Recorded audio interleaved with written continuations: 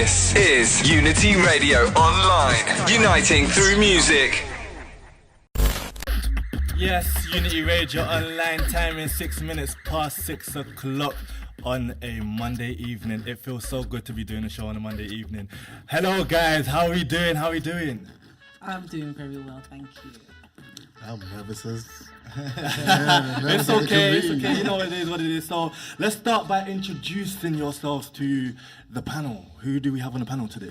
Okay, I'm Jason. I'm a support worker with Young People Services. Okay. I've been working with young people for about 15 years now, and yeah. And I'm DeAndre. I'm a young person. I was previously homeless. I am now within the services, and I'm doing what I have to do. At almost 18 in a few months, so yeah. My name is Claudette. I'm a service manager for Young People Services. I've been in this field for 25 plus years. But although I look really good for my age, She really does. a long time. Yes. So yes, guys, so we all know what the show is about today, the amount of young people that are homeless today. First of all, I just want to say, it's a lot. It is. It and is a lot. day by day, month by month, and year by year, it is getting more, like statistics-wise, it's just going off the Richter scale. Because there's no help out there, really. Talking about no help, actually, because I actually had a friend that was homeless, and there's not a lot of options. Well, they think there's not a lot of options. So is there actually options that young people don't know about but can access? Yeah, there are options, but it depends what category they're going to fit in. Okay. For example, you'll have the three categories where if they're leaving care, young people at risk, for example, ex-offenders.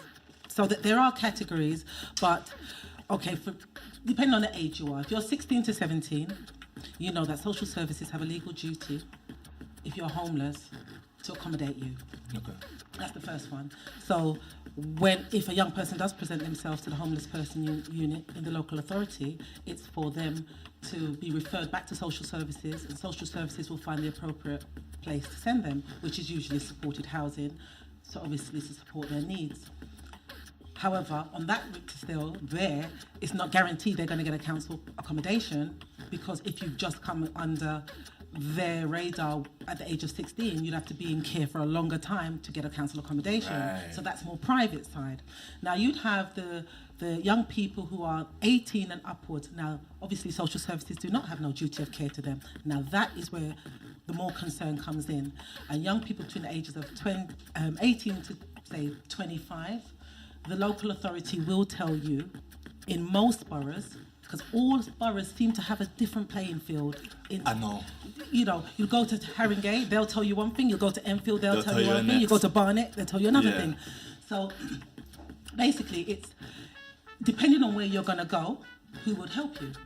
Now, Haringey, if you're between the ages of 18 and 24, they have a provision called the Pathways. And realistically, Apex House, yes, I'm going to shout them out, should be able to refer you to, it's called the Pathway Service. Before they were called the Vulnerable Adults Team, but I believe that they've changed it now. Enfield, you'd go to the local authorities, homeless persons unit, and they will refer you to services that will provide supported housing. So anyone between the ages of 18 and 24, you'll get supported housing. Just to let everybody know, legislation has changed so much. Young people are no longer entitled to social housing. That means you're not entitled to no council properties. Why? Wow. Yeah, why? Sorry. There's so much around that now. What it is, the government states that all young people now leaving their family homes should be supported to kind of, how can I say, conform to society. Now, I just want to say, I want to actually ask all of you, what's your views about this whole change and this? Because coming from a couple years ago, it was a bit easier for young people to, I don't know, let's say get kicked out of their family home and enter a pathway of almost being housed, whether it's a hostel, then going into finding a one-bedroom house or something like that, to now staying in the household till 35. Well, it has changed quite a lot. I didn't come from, how can I say, the best background. I got myself into trouble when I was younger, which is quite easy to do when there's not much to do out on the road. I got a criminal record and ended up in probation. And actually, going through the probation service, they actually helped me and referred me on to a supported accommodation provider. These are few and far between, and the authoritative service, the justice services and stuff, their hands are tied, and the referral options are quite limited now. So I went through the process 15 years ago now. I got into trouble, I went on a waiting list, I got housed, I stayed in supported accommodation, which is where you share a kitchen and a bathroom with somebody else. And I was in there for about a year and a half, and the rent was really, really high.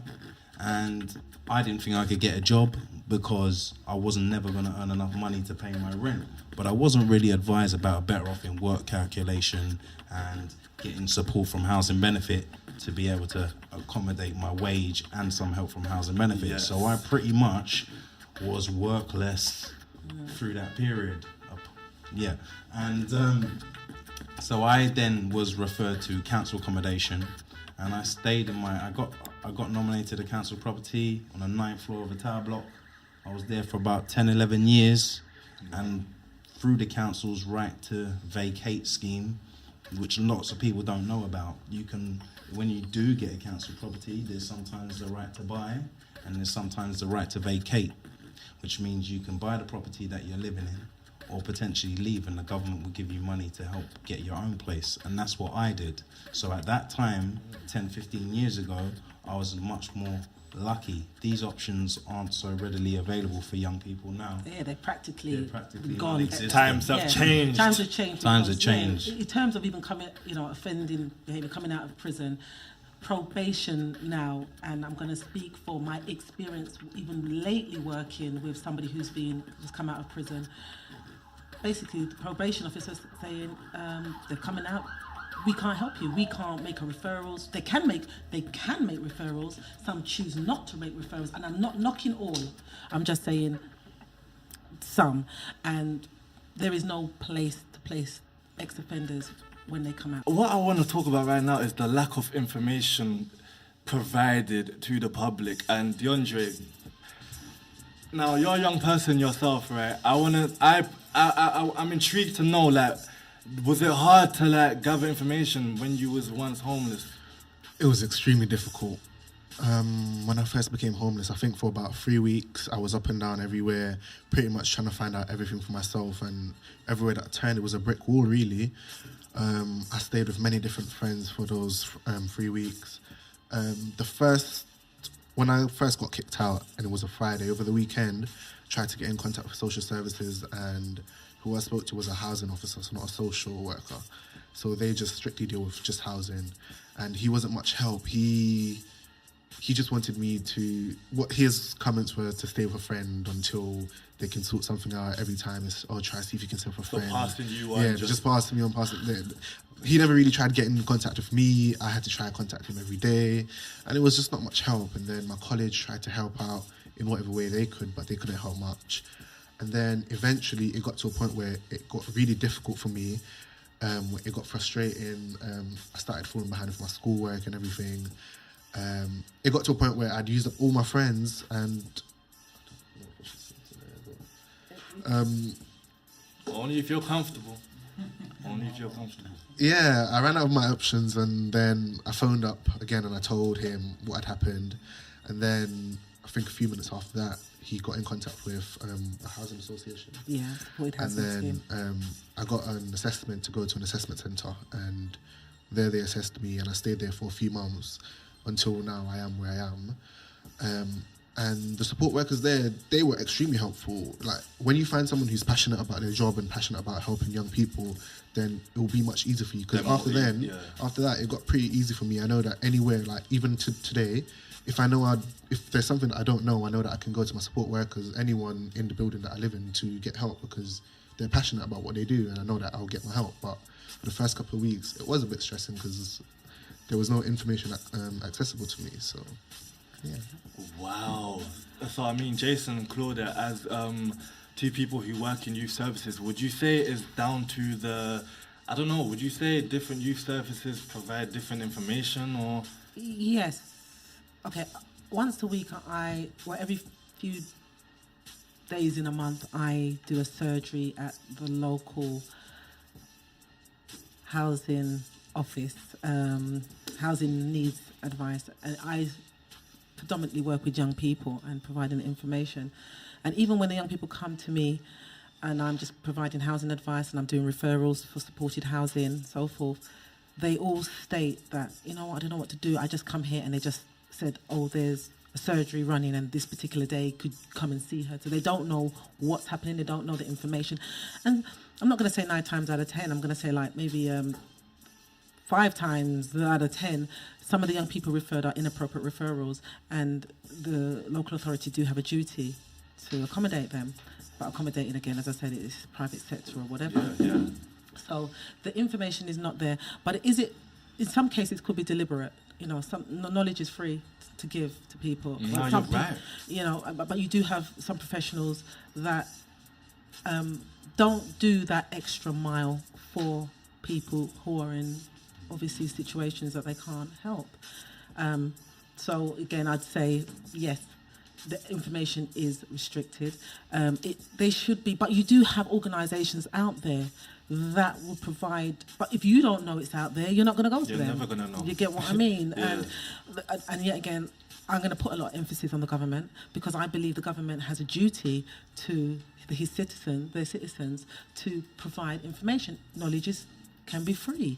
You know, put it on television, put it on radios. You get what I mean? There's so much services out there. I can name a few for people if they want, or we can put it up later. Definitely. But yeah, absolutely.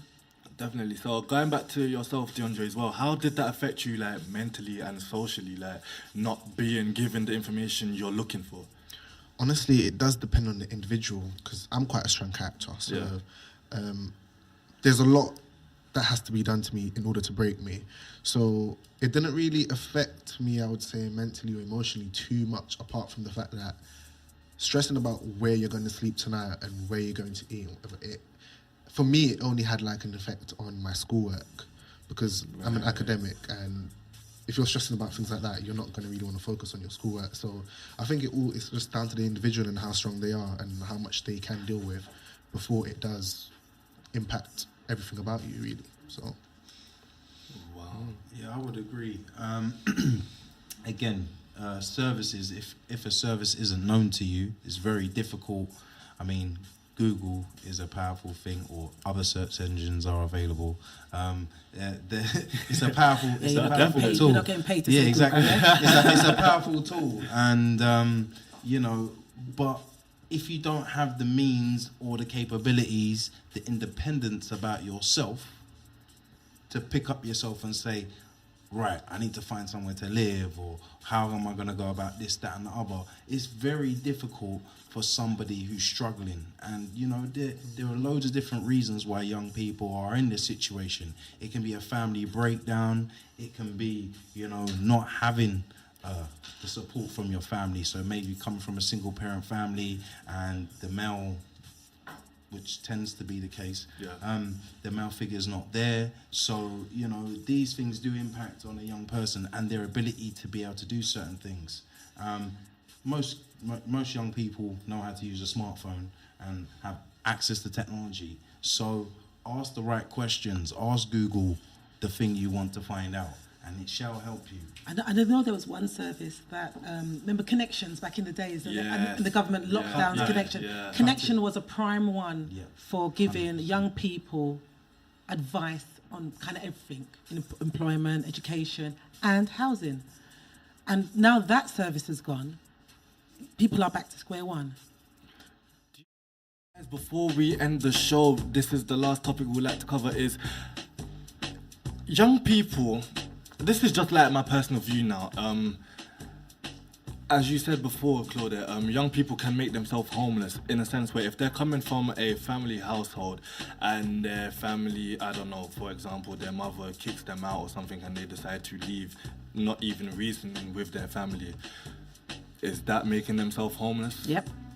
That's making Absolutely. themselves homeless. There could be different reasons why you've made yourself homeless. Say you've been abused at home, or your mum's got mental health, and obviously the situation there is impossible to stay.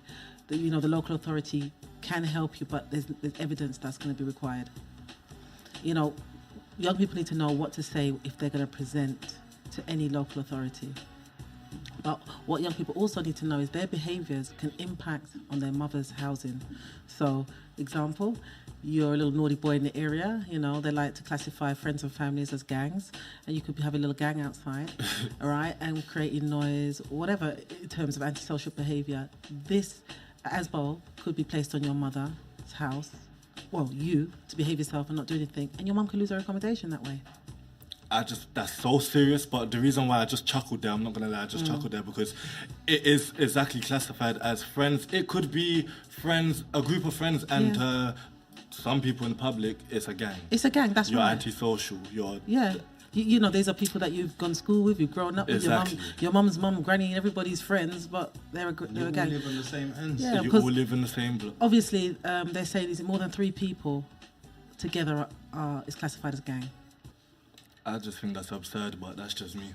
Yeah. Well, I agree with you on that one because then you say me and my friends we're always in a gang. Everyone was in a gang. The biggest gang is at the top of Tottenham High Road. What's that? The police station. The police station. But we'll get it. That's a whole different. That's a whole different show. No, but seriously, I didn't know antisocial could be that much of an impact in making... Antisocial here comes in many different forms. Noise nuisance, antisocial behaviour, even cooking certain foods. It could be classified if you've got a complaining neighbour. Oh yeah, you're looking at me very strange. You could be cooking all sorts of food and somebody... All right. Okay, Ethnic, that's the word. Ethnic meals, and you could have somebody who's not ethnic upstairs and it is affecting them. Wow. You know what? Environmental health, they can come down and say you need to stop it. Oh, it's antisocial behaviour. I've heard. No, I'm serious. There's so... I really want to laugh right now, but it's serious. Oh, yeah. For cooking curry or whatever it is. Like, really? Hey, yeah.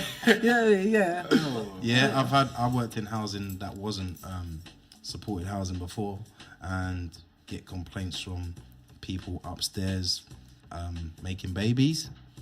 Now that is antisocial behaviour. How dare they? How dare they do such a natural thing? It's only natural. It's only natural. All manner of different things, people coming in or DJing and having parties till early hours in the morning, on a regular house party event. And, these are all things that can get you... What's normal behaviour to you is not for another person. So everything you do, you have to be mindful. Respect your environment, respect your neighbourhood. Yeah. Well, thank you guys so much. It looks like we have run out of time, but before we let you go, is there anywhere people can gain more information? Of course, we would obviously upload more information on our website, so don't forget you could check out our website, www.unityradioonline.com, for more information about housing and the amount of young people that are homeless. But, yeah. There's a lot of places.